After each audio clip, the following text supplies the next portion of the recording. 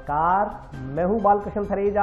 आप देख रहे हैं डेली लाइव। आइए शुरुआत करते हैं आज के मुख्य समाचारों की। भाजपा प्रदेशाध्यक्ष पर हमले के विरोध में ओबीसी मोर्चा कार्यकर्ताओं ने कलेक्ट्रेट के समक्ष नारेबाजी कर अतिरिक्त कलेक्टर को सौंपा ज्ञापन।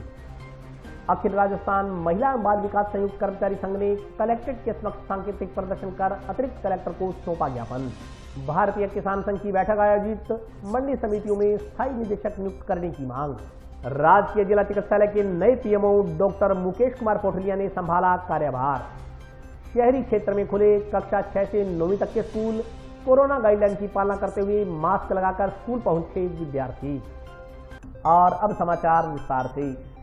भाजपा प्रदेशाध्यक्ष सतीश पूनिया की कार पर पथराव करने की घटना के खिलाफ ओबीसी मोर्चा कार्यकर्ताओं ने गुरुवार को जिला कलेक्ट्रेट के समक्ष नारेबाजी कर विरोध दर्ज करवाया।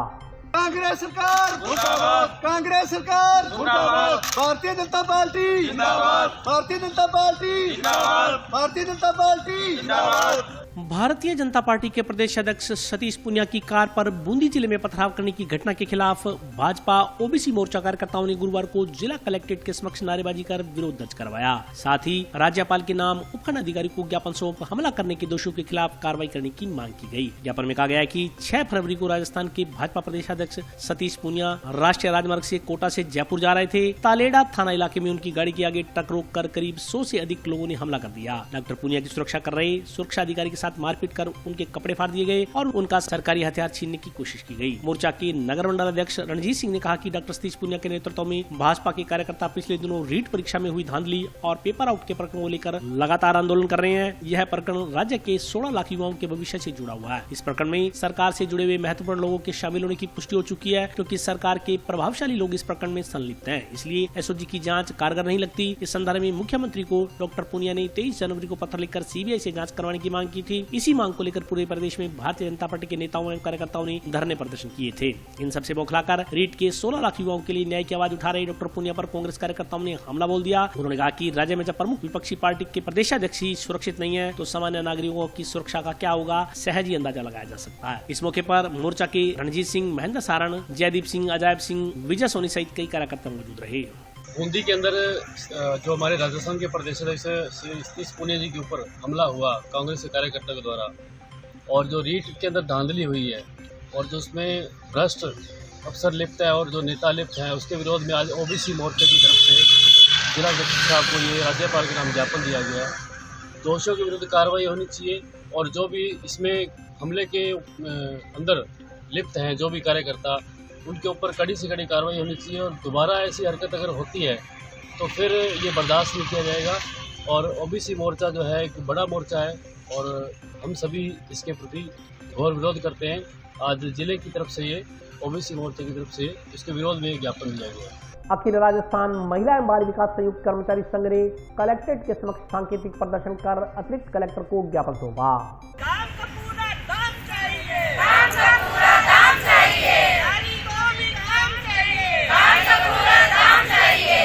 अखिल राजस्थान महिला एवं बाल विकास संयुक्त कर्मचारी संघ आंगनवाड़ी कार्यकर्ताओं ने मुख्यमंत्री के नाम का एक ज्ञापन जिला कलेक्टर को सौंपा। ज्ञापन में महिला एवं बाल विकास एवं महिला अधिकारिता विभाग में कार्यरत मानदेय कार्मिकों की मांगों के समाधान करने की मांग की गई है। ज्ञापन में कहा गया है कि कांग्रेस सरकार ने अपने घोषणा पत्र में आंगनवाड़ी कार्यकर्ता, आशा सहयोगिनी, सहायक सहयोगिनियों, साथियों को नियमित कर्मचारी बनाने का वायदा किया था, लेकिन उस वायदे को अभी तक पूरा नहीं किया गया। इन सबको जितना मानदेय दिया जा रहा है उससे परिवार चलाना मुश्किल हो रहा है। ज्ञापन में मिनी केंद्रों को बड़े केंद्रों में परिवर्तित करने, आशा सहयोगिनी एवं अन्य कार्मिकों की सेवा शर्तों में सुधार कर इन्हें पदोन्नति अवसर दिए जाने, महिलाओं के लिए 50% पद आरक्षित किए जाने की मांग की गई है। ज्ञापन में महिला मानदेय कार्मिकों को गंभीर बीमारी, हृदय कैंसर अथवा किडनी एवं यूट्रस ऑपरेशन पर चिकित्सकों की सलाह पर चिकित्सा अवकाश देने, मानदेय कार्मिकों को विभाग के ही दूसरे मानदेय पद के चयन हेतु आयु सीमा की बाध्यता समाप्त करने, समान पद हेतु कहीं भी पद की रिक्तता होने पर मानदेय कार्मिकों के आवेदन करने पर उसका समायोजन करने की भी मांग की गई है। ज्ञापन में मानदेय सेवा से निर्मित कार्मिकों को एक मुश्त 5 लाख रुपए सामाजिक सुरक्षा के लिए देने, आंगनबाड़ी पाठशालाओं में नर्सरी टीचर का पद सृजन कर मानदेय कार्मिकों से भरने आदि की भी मांग की गई है। हमारी ये मांग है सर, पीछे से हमारा पोषाहार का पैसा बकाया है। पहली मांग तो ये है कि हमें पोषाहार का पैसा हमारा बकाया दिया जाए। दूसरी बात, जो समय समय पर हम प्रोग्राम करवाते हैं, प्रोग्राम में हमें हर प्रोग्राम में आगे रखा जाता है, उस प्रोग्राम का हमें कोई मानदेय या कोई पैसा नहीं मिलता, बहुत लेट मिलता है। हम घर से लगा के भी अपना टाइम पास करते हैं तो उसका 2-2 साल तक पैसा नहीं आता। इसके लिए भी हमें थोड़ा करवाना चाहिए सही। दूसरी बात कि हमें हर काम में, जैसे कोविड का है तो सुबह से लेकर शाम तक ड्यूटी करते हैं तो भी हमें कोई इसका अलग से पैसा नहीं मिलता। कोई पल्स पोलियो है उसका हमें देते हैं तो 250 रुपये देते हैं, तो वो स्वास्थ्य विभाग देता है, लेकिन ये महिला बाल विकास हमें कुछ नहीं देता। और जैसे आजकल बच्चों को घर घर जाके हम शिक्षा दे रहे हैं तो उसके लिए सर हम तो यही चाहते हैं कि हमारा मानदेय में बढ़ोतरी हो जाए और हमें नियमित कर्मचारी बनाया जाए। प्रत्येक हमारे कर्मचारी का दर्जा है जो 18,000 से कम नहीं हो, सहायिका, आशा और कार्यकर्ता का। यही हमारी मांगे हैं सर। हम तो यही कहते हैं कि हमारे मुख्यमंत्री जी हमारी सुने ताकि हमें आगे भी उनको सरकार बनाने में मदद। आज हम मुख्यमंत्री जी के नाम कलेक्टर साहब को ज्ञापन देने आए हैं। हमारी मुख्य मांग है जो हमें स्थायी किया जाए और जो 2018 के घोषणा पत्र के अनुसार हमें स्थायीकरण और हमारी सैलरी मानदेय है जो हमें मानदेय कर्मी नहीं कर्मचारी का दर्जा दिया जाए और 50% आरक्षण जो सुपरवाइजर के पदों के लिए हम में से ही पद सज्जीकृत किए जाए ताकि हमें भी अवसर मिले और कार्यकर्ता के 5 वर्ष पूर्ण होने पर उनका सुपरवाइजर के पद पर पदोन्नति की जाए और उनके 5 साल के अनुभव के ऊपर ही उनको ना कोई एग्ज़ाम वगैरह लिया जाए और उनके अनुभव के अनुसार या उनके मार्किंग के हिसाब योग्यता के अनुसार उनको सुपरवाइजर के पद पर लिया जाए। और मेन हमारी जो मांग है वो स्थायी कर्मचारी की है और हमारा वेतन है जो बिल्कुल 8,000 है, 8,000 भी पूरा नहीं है सर।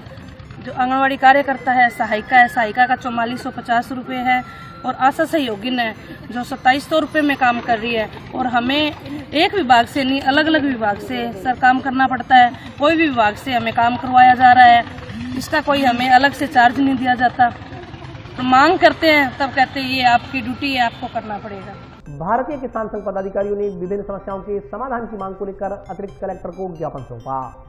भारतीय किसान संघ के पदाधिकारियों ने अतिरिक्त कलेक्टर को ज्ञापन देकर सिंचाई संबंधी समस्याओं के समाधान की मांग की है। ज्ञापन में सिंचाई समस्याओं के अलावा संगरिया, रावसर, गोलूवाला कृषि उपज मंडियों में नियुक्त सहायक उपनिदेशकों को स्थायी उपनिदेशकों की जगह स्थायी निदेशक नियुक्त किए जाएं। उन्होंने कहा कि इस संदर्भ में पहले भी प्रशासनिक अधिकारियों को ज्ञापन दिए जा चुके हैं मगर अभी तक कोई सुधार नहीं हुआ। ज्ञापन के अनुसार हनुमानगढ़ से किशनगढ़ हाईवे मार्ग कई जगह से क्षतिग्रस्त हो चुका है लेकिन सड़क का पुनर्निर्माण नहीं किया जा रहा। ज्ञापन में आरोप लगाया गया कि जब संबंधित कंपनियां वाहन चालकों से टोल टैक्स वसूल कर रही हैं तब उस मार्ग का दुरुस्तीकरण क्यों नहीं किया जा रहा। उन्होंने कहा कि गांव कोहला के पास बीच सड़क एक बहुत बड़ा गड्ढा हो गया है जिससे बड़ी दुर्घटना होने की आशंका लगातार बनी हुई है। आज भारतीय किसान संघ की जिला मासिक बैठक हुई है। उस बैठक में हम लोगों ने 2 ज्ञापन दिए हैं। जिला कलेक्टर साहब से मिलने आए थे वो तो मिले नहीं, एडीएम साहब को ज्ञापन दिए। पहला हमारा जो मुख्य ज्ञापन है वो रावसर और आपके संगरिया और गोलवाड़ा तीनों कृषि उपज मंडियों में यहाँ के जो उपनिरीक्षक मंडी बैठे हैं सुभाष जी सारण, उन्होंने चार्ज ले रखा है और हमारी यह मांग है कि उनको वहाँ से तीनों जगह से हटा करके वहाँ कोई स्थायी सचिव की नियुक्ति की जाए। इस विषय में कलेक्टर साहब से हम 3-4 बार मिल चुके हैं, उनको ज्ञापन दे चुके हैं। वजह क्या इस समस्या का समाधान नहीं हो रहा है वो तो वही जाने। दूसरा ज्ञापन हम लोगों ने दिया है, ये जो आपकी हनुमानगढ़ से किशनगढ़ मेगा हाईवे बना हुआ है ये जगह जगह से टूटा पड़ा है। जब ये लोग टोल ले रहे हैं, नाप सुनाप टोल ले रहे हैं, फिर इस सड़क का पुनर्निर्माण होना चाहिए, इसकी मरम्मत होनी चाहिए। ये भी ज्ञापन हम लोगों ने कलेक्टर साहब को दिया कि साहब इस एक तो बहुत बड़ा गड्ढा पुलिया पे इसके कोला के पास हो रहा है और कभी भी हादसा हो सकता है।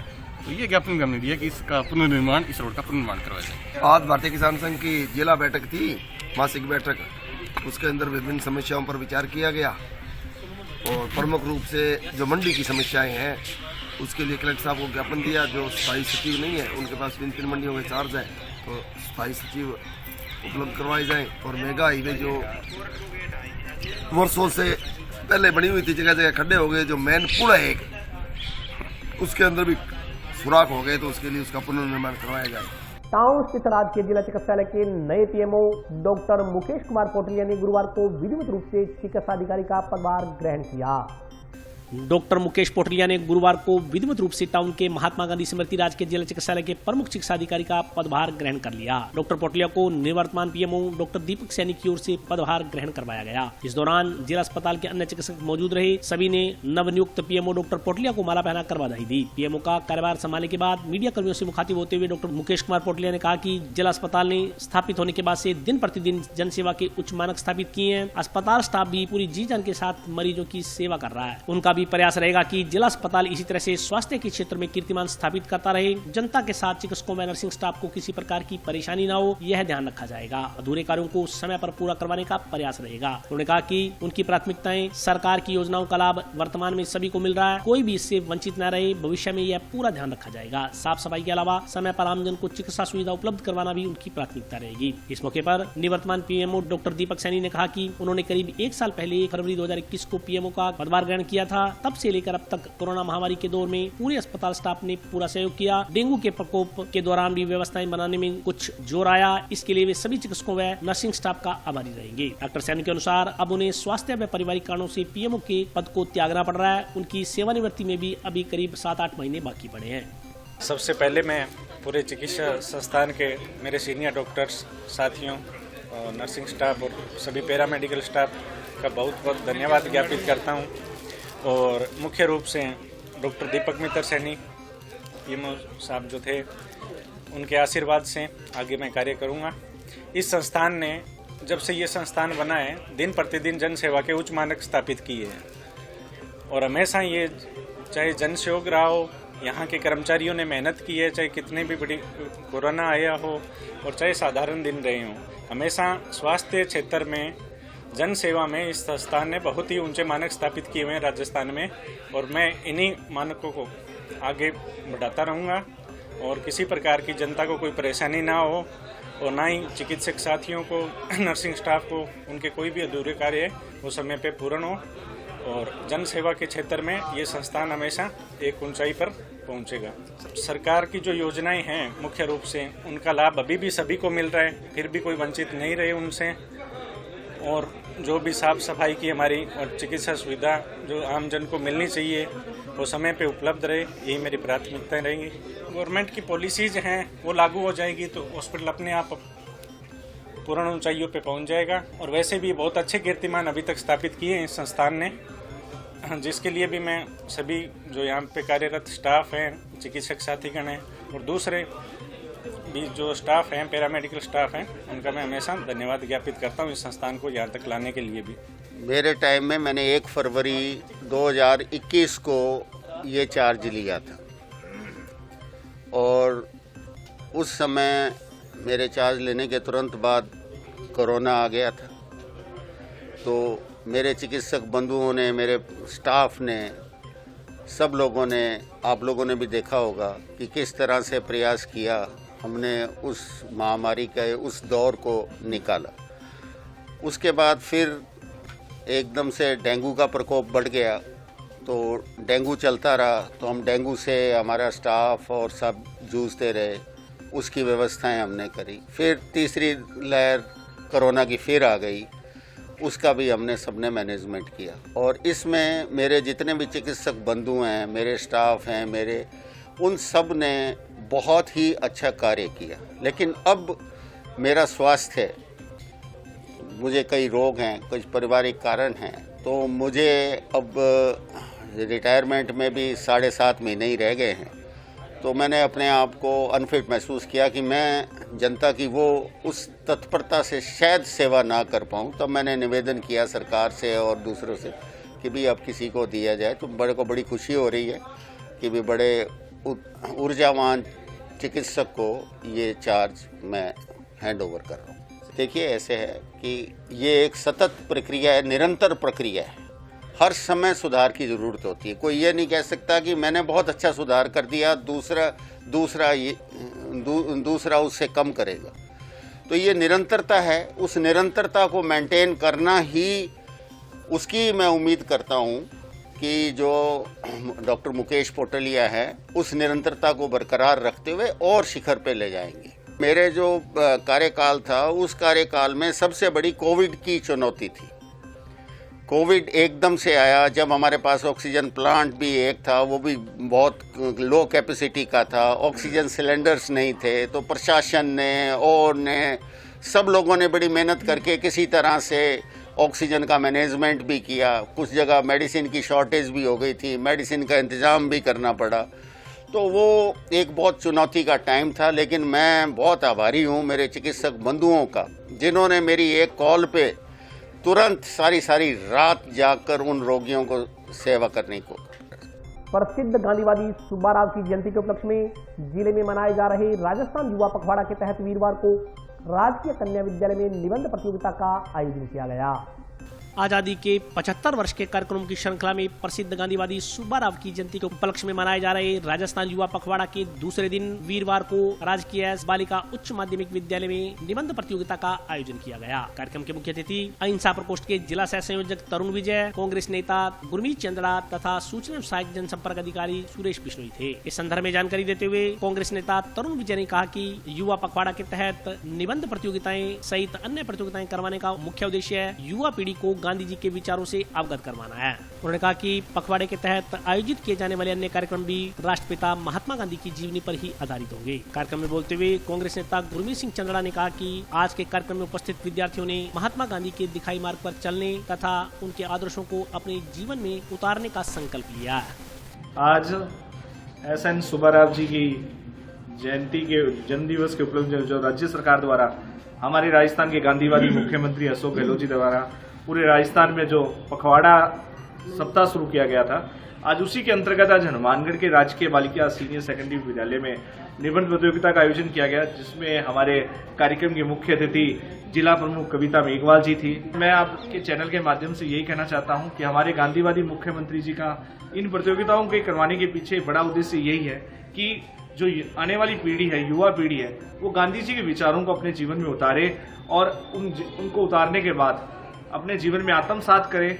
और हमें ये आपके चैनल के माध्यम से कहते बड़ी खुशी हो रही है कि हनुमानगढ़ में जो गांधीवादी मुख्यमंत्री 2 साल से जो आयोजन करवाए जा रहे हैं, जिला प्रशासन, शिक्षा विभाग, युवा बोर्ड, सभी जिला जनसंपर्क विभाग, सबके सहयोग से हम उन कार्यक्रमों को बढ़िया ढंग से कि वो हमारे इन कार्यक्रमों का बड़े व्यापक स्तर पे प्रचार प्रसार करके हम हमारे कार्यक्रम को सफल कर रहे हैं। महात्मा गांधी जी के शिष्य सुब्बाराव जी के जन्मदिन के उपलक्ष्य पर बालिका स्कूल के अंदर जो प्रोग्राम हुआ, उसके अंदर विभिन्न प्रकार की प्रतियोगिताएं हुई और उसमें जो बच्चों ने प्रथम स्थान प्राप्त किया, उनको मेरी तरफ से बहुत बहुत बधाई।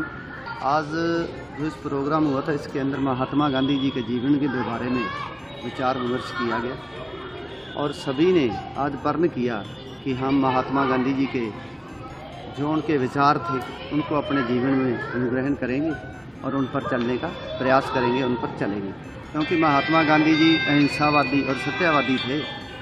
और जो भी आज अहिंसावादी और सत्यवादी है और उसको किसी प्रकार का कोई झुकने की जरूरत नहीं है। सत्य है वो कभी हारता नहीं, उसको थोड़ा परेशानी जरूर हो सकती है क्योंकि आजकल बड़ा चालाक ज़माना है, लेकिन सत्य की हमेशा जीत होती है।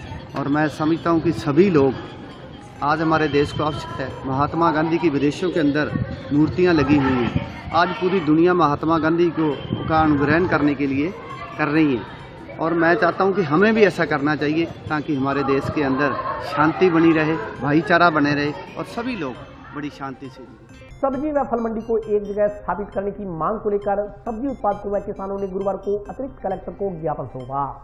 सब्जी व फल मंडी को एक जगह स्थापित करने की मांग को लेकर आसपास के गांव के सब्जी उत्पादकों व किसानों ने गुरुवार को अतिरिक्त जिला कलेक्टर को ज्ञापन सौंपा। इस मौके पर सब्जी उत्पादक व किसानों ने बताया कि कोरोना महामारी के कारण जंक्शन स्थित सब्जी व फल मंडी में भीड़ न हो व कोरोना को रोकने के उद्देश्य से सामाजिक दूरी बनाए रखने के लिए उचित कदम उठाते हुए सब्जी मंडी को अलग कर राजकीय कन्या उच्च माध्यमिक विद्यालय के पीछे सब्जी विक्रय करने के लिए चिन्हित किया। वहीं फलों की बिक्री के लिए पुरानी सब्जी मंडी को ही रखा गया। यह व्यवस्था कुछ समय तक तो सुचारू रूप से चलती रही, परंतु कुछ समय बाद मंडी के आड़तियों की ओर से अपने उद्देश्यों की पूर्ति के लिए बाहर से सब्जी मंगवाकर अपनी ही दुकानों पर रखी जाने लगी। इससे स्थानीय सब्जी उत्पादक जो कि कन्या विद्यालय के पीछे सब्जी विक्रय के लिए नियमानुसार ले जा रहे थे, को स्थानीय ग्राहक, दुकानदार, आड़ती आदि नहीं मिल रहे। इस कारण स्थानीय सब्जी उत्पादकों को न तो सब्जी के सही दाम मिल रहे हैं व न ही उनकी सब्जी विक्रय हो रही है। इससे सब्जी उत्पादकों को काफी नुकसान का सामना करना पड़ रहा है। इस समस्या का सबसे बड़ा कारण सब्जी व फल मंडी का अलग अलग जगह पर होना है। इसके लिए उन्होंने स्थानीय आड़तियों को बार बार आग्रह किया, परंतु वे नहीं माने। सब्जी उत्पादकों व किसानों ने मांग की कि अस्थायी व्यवस्था को बंद कर सब्जी व फलों को एक ही स्थान पर राजकीय कन्या उच्च माध्यमिक विद्यालय के पीछे विक्रय किए जाने की व्यवस्था की जाए, अथवा नवा में बनी सब्जी व फल मंडी को चलाने के लिए उचित व्यवस्था कर जंक्शन में पुरानी चल रही सब्जी मंडी को नवा स्थित सब्जी मंडी में स्थायी तौर पर स्थानांतरित कर दिया जाए। ज्ञापन देने वालों में रोशन लाल शाक्या,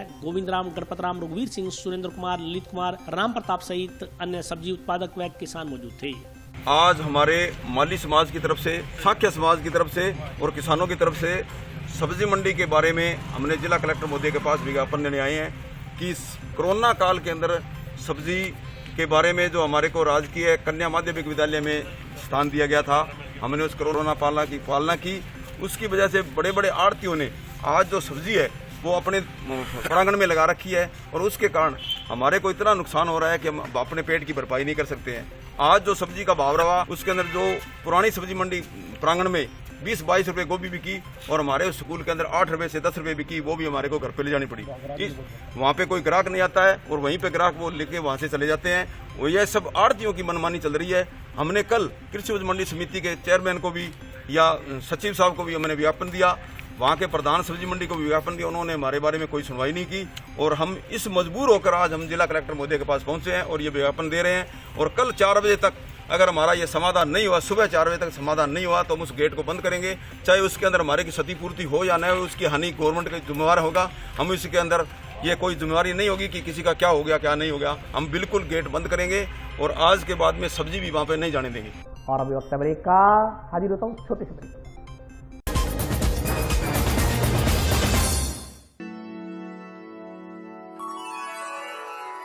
यूं तो कई बार मुझे हंसते देखा है,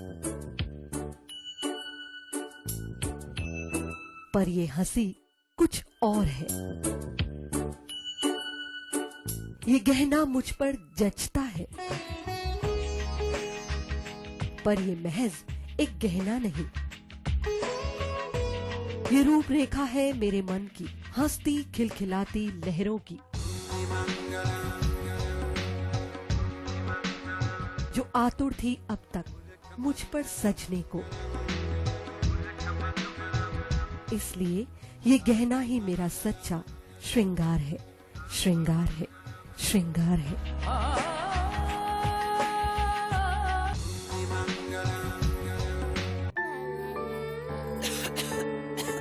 दीदी ये देखो,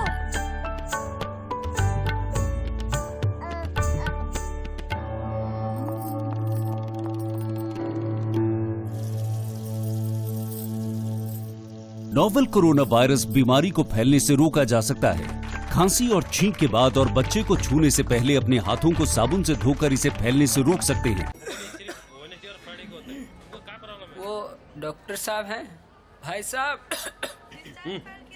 खांसी और बुखार था, सोचा चेक करवा लूं।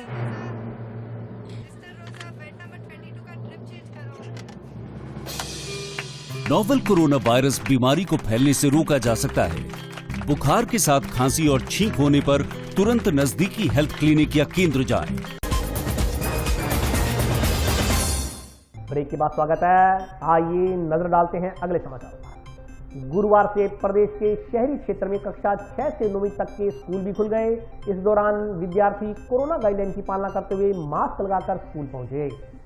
राज्य सरकार के निर्देशानुसार गुरुवार से प्रदेश के सभी शहरी क्षेत्रों में कक्षा 6 से 9वीं तक के स्कूल भी खुल गए। विद्यार्थी कोरोना गाइडलाइन की पालना करते हुए मास्क लगाकर स्कूल पहुंचे। पहले दिन करीब 25% बच्चे स्कूल पहुंचे। अब धीरे धीरे शहरी क्षेत्र के विद्यालयों में भी फिर से रौनक लौटने लगी है। इससे पहले 1 फरवरी से कक्षा 10 से 12वीं तक के स्कूल खुले थे। विद्यार्थियों को माता पिता की सहमति से स्कूल आने की अनुमति होगी। हालांकि अभी तक शहरी क्षेत्र में 1 से 5वीं तक के स्कूल खोलने को लेकर सरकार की तरफ से कोई दिशा निर्देश जारी नहीं हुए हैं। ग्रामीण क्षेत्र के स्कूल पहले से ही चालू हैं। उल्लेखनीय है कि राज्य राज्य सरकार ने स्कूल खोलने की गाइडलाइंस 28 जनवरी को जारी की थी, जिसके अनुसार 10वीं से 12वीं तक के स्कूल 1 फरवरी से खोल दिए गए थे। नए दिशा निर्देशों में यह भी कहा गया कि स्कूल खुलने के बावजूद छात्र छात्राओं के पास ऑनलाइन शिक्षा का विकल्प भी बना रहेगा। गृह विभाग के आदेश के बाद राज्य के शिक्षा विभाग ने भी स्कूल खोलने के आदेश जारी कर दिए थे। गहलोत सरकार ने प्रदेश में कोरोना संक्रमण के बढ़ने की वजह से पिछले महीने स्कूल बंद कर दिए थे। छठी क्लास से लेकर 9th क्लास तक शुरू हुए हैं। आज बच्चे जो हमारे पास में 20-25% बच्चे पहुंचे हैं। स्कूल की तरफ से सैनिटाइजरी है, मास्क की है और बच्चों को दूर दूर बिठा करके जैसे रखा है जो आपको दिखाया भी है। यही निर्देश है कि बच्चों को थोड़ी दूरी बनाए रखें। उन बच्चों को इस प्रकार से जो है उनको बच्चों को एक दूसरे को ये शिक्षा दें ताकि इससे बचा जा सके। नहीं ऐसा कुछ नहीं है। पहले सरकार ने जो हमारे को दे रखा है पहले कटौती करके दे रखे है, तब से हम तैयारी करवा रहे हैं। आज तक ऑनलाइन करवाई थी, जो ऑनलाइन हमने काम भिजवाया उसका हम रिविजन कराएंगे। देखिए ये तो सरकार की सोच है, वैसे तो खुलाने चाहिए क्योंकि जब बोर्ड की क्लासों में फॉर्म भराए जा रहे हैं, बच्चों को जो पढ़ाई नहीं होगी तो बच्चे तो पिछड़ेंगे इस मामले में।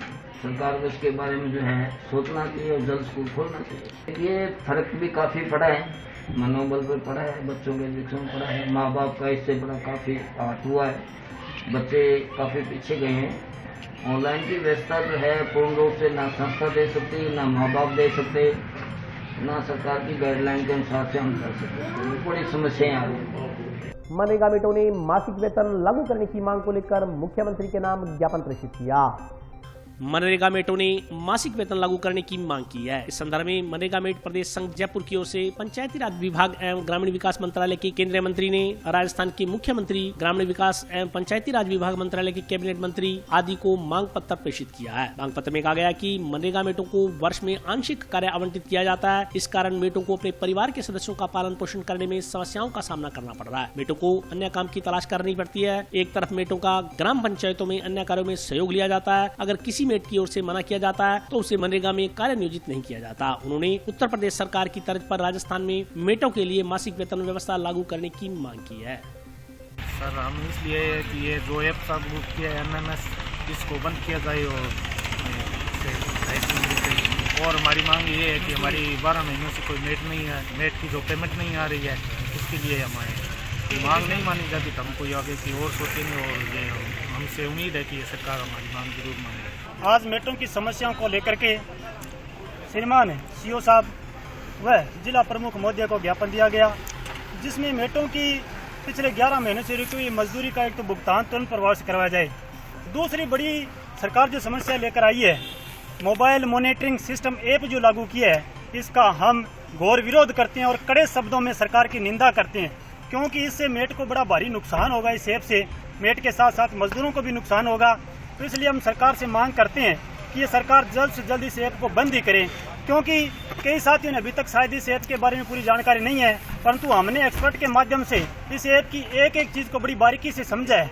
क्योंकि कई साथियों के फ़ोन भी आ रहे थे, कुछ लोग ये भी कह रहे हैं कि इस ऐप से मेट को बड़ा फ़ायदा होगा। तो उन लोगों से मैं कहना चाहता हूँ कि मेट को इसमें क्या फ़ायदा होगा, हमें एक फ़ायदा गिनवा दो, हम मानने के लिए तैयार हैं। इसमें कमियाँ क्या है वो हम बता देंगे, बहुत सारी कमियाँ हैं। इसलिए हम तो आपके चैनल के माध्यम से सरकार से निवेदन करते हैं कि इस ऐप को तुरंत प्रभाव से बंद करें, अन्यथा मेट और मजदूर सड़कों पर आएंगे और पूरे प्रदेश में बहुत बड़ा ये आंदोलन होगा। ये सरकार के लिए एक बहुत बड़ी चुनौती है, इसलिए हम चाहते हैं कि सरकार जल्द से जल्द इसको बंद कर दे। टाउन स्थित वार्ड संख्या 35 में कुछ बदमाश प्रवृत्ति के लोगों ने एक घर में घुसकर तोड़फोड़ कर परिवार के सदस्यों को घायल कर दिया। टाउन स्थित वार्ड नंबर 35 में बुधवार रात हथियारों से लैस होकर आए कुछ लोगों ने जमकर उत्पात मचाया। हमलावरों ने एक घर में घुसकर परिवार के सदस्यों पर ईंट पत्थर बरसाए और तोड़फोड़ कर दी। घर के बाहर खड़ी कार व बाइक भी क्षतिग्रस्त कर दी। शोर सुनकर घरों से बाहर आए आसपास के लोगों पर भी ईंट पत्थर फेंक दिए। हमले में आधा दर्जन लोगों के चोटें आई है। इस घटना से मोहल्ले में दहशत का माहौल बन गया। इस संदर्भ में मुकदमा दर्ज करवाने के लिए टाउन पुलिस थाना में परिवार सौंपा गया है। जानकारी के अनुसार टाउन के वार्ड नंबर 35 में फैक्ट्री के पास रहने वाले बालकिशन नामक व्यक्ति ने बताया कि वह बुधवार रात करीब 8:30 बजे अपने घर की छत पर बच्चों व भाई के साथ बैठा था। अचानक कुछ लोग हथियार लेकर मोहल्ले में घुसे। शोर सुनकर उसने छत से नीचे आकर अपने घर का मुख्य मुख्य दरवाजा बंद कर दिया। हमलावरों ने आते ही दरवाजे पर ईंट पत्थर मारे, बाहर खड़ी कार के शीशे तोड़ने सहित पूरी कार को क्षतिग्रस्त कर दिया। मोटरसाइकिल भी तोड़ दिया गया। हमलावरों ने उनके घर में घुसकर तोड़फोड़ की। हमले में उसके भाई, पत्नी व बेटे को चोट लगी। पड़ोसियों पर भी हमला कर दिया। पड़ोसियों की एक महिला के भी चोटें लगी है। उन्होंने आरोप लगाया कि हमलावरों ने पिस्तौल से 3 फायर भी किए। उन्होंने कहा कि यहाँ कुछ लोगों ने मिलकर गैंग बना रखी है और ये लोग नशा करने के आदी हैं। ये लोग नशा करने के बाद आए दिन लड़ाई झगड़ा करते रहते हैं। उन्होंने कहा कि बदमाश प्रवृत्ति के इन लड़कों से पूरा मोहल्ला परेशान है। पीड़ित परिवार ने हमला करने वाले लोगों के खिलाफ मुकदमा दर्ज कर कार्रवाई करने की मांग की है। वो अपने घर पे छत के ऊपर आग बाल के सीख रहा था। मैं और मेरा लड़का और मेरी लड़की और मेरा भाई, तो अचानक मतलब 20-50 आदमी आए और इधर से होकर के ईंट, भाटे, डंडे, तलवार, गंडासी और 3 फायर भी किए।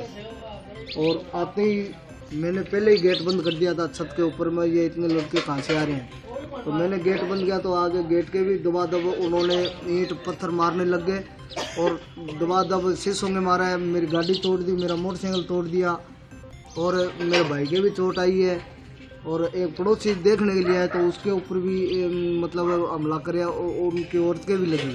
और एक पड़ोस का घर पे मिलने के लिए कोई आया था, उसका भी मोटरसाइकिल तोड़ दिया। और उसने कोई ये लड़कों की कोई गैंग बना रखी है और लड़के ही आपस में कहीं लड़े होंगे, परंतु घर पे आके मेरे इतना जोरदार हमला किया, मेरे घर के अंदर बढ़ गए और पूरी तोड़फोड़ की। रात को दिए और जबकि थाने वाले भी आके यही कह रहे हैं कि आप थाने आना। हम रात को गए हैं, हॉस्पिटल भी गए, पट्टी करा के ले आए हैं, उसके बाद में उनका कोई रिस्पॉन्स वगैरह नहीं है, कोई कार्रवाई नहीं कर रही। मैं ये कहना चाहता हूँ भी ऐसे लड़कों पर ये नशे के हिसाब से हो रहा है और इन लोगों पे पाबंदी करी जाए। ये नशे के चक्कर में आज मेरे घर बढ़े, कभी और किसी के भी, ये पूरे शहर में आतंक मचा रखा है इन्होंने। ये है रात को 8-8:30 बजे 50-60 जने आए आके और हमारे पड़ोसी थे, उनके क्या तोड़फोड़ की और बाहर इनके गेट गार्ड तोड़ दिए, कार तोड़ दी और हम बाहर निकले तो हमारे ही पत्थरों से घर भर दिया और गोलियां चलाई यहाँ आके। जब हम आके बाहर निकले तो हमारी पत्थर की लगी जी, पत्थरों से वो घर भर दिया। और ये सारा मोहल्ला है ना, सारा कांप रहा है, डर रहे हैं। ये भी गुंडेगर्दी कर रहे हैं, ये क्या मालूम कहाँ के हैं कहाँ के नहीं है। और इनका जी सबसे ज़्यादा इलाज होना चाहिए। और ये पुलिस है ना, यहाँ की सुनवाई नहीं कर रही है। पुलिस को कार्रवाई रात को की, अभी तक कोई कार्रवाई नहीं हुई। रिपोर्ट दे दी, सब कर दिया, फिर भी कार्रवाई नहीं कर रही पुलिस। आज मेरे को चोट आई है, सिर में लगी, पत्थर फेंक रहे थे। हम हमारे पड़ोस में हुआ, जब हम उठे भी क्या लफड़ा है क्या नहीं, हम देखे 50-60 जने खड़े थे। कोई तलवार ले रखी थी, कोई गंडासी ले रखी थी, कोई गोलियां मार रहे थे, कोई कुछ कर रहे थे। पत्थर तो सारे मोहल्ले में पड़ोसियों को सबके बांट दिए जी। टाउन स्थित सेठ राधा किशन बिहारी स्कूल में एनएसएस का शिविर आयोजित किया गया। शिविर में चिकित्सकों ने छात्राओं को तनाव दूर भगाने के तरीके बताए।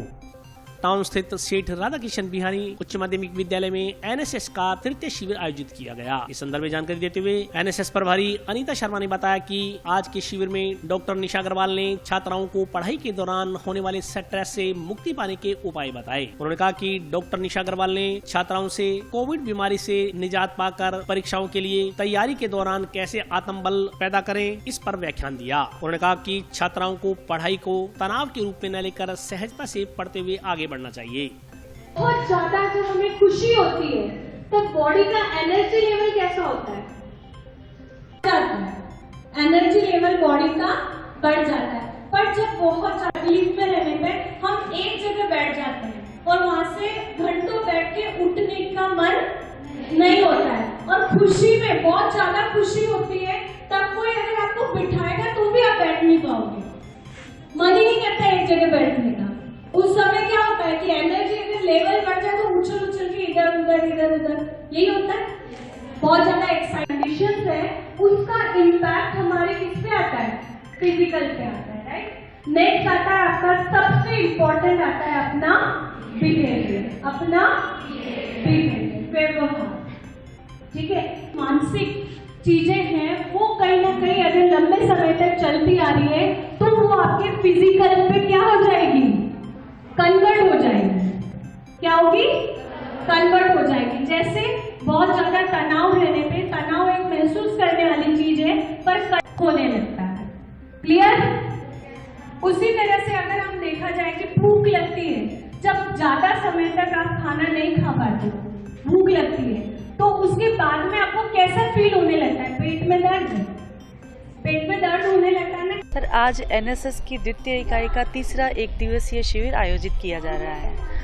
इसी परिप्रेक्ष्य में डॉक्टर निशा अग्रवाल जी को आमंत्रित किया गया है। वो बच्चों से वार्ता करें, माइंड मैटर पर वार्ता कर रही हैं, ताकि बच्चे डिप्रेशन या इस तरीके की समस्याओं को समझें, कोविड से उबर कर, और इस समय वो बोर्ड परीक्षाओं की तैयारी के लिए कैसे आगे बढ़ सकते हैं और किस प्रकार वो पढ़ाई को तनाव के रूप में न लेकर सहजता से पढ़कर आगे बढ़ें। इन सब विषयों पर चर्चा करने के लिए डॉक्टर आमंत्रित किया गया है, ताकि विद्यालय की बालिकाओं का मस्तिष्क स्वस्थ हो सके।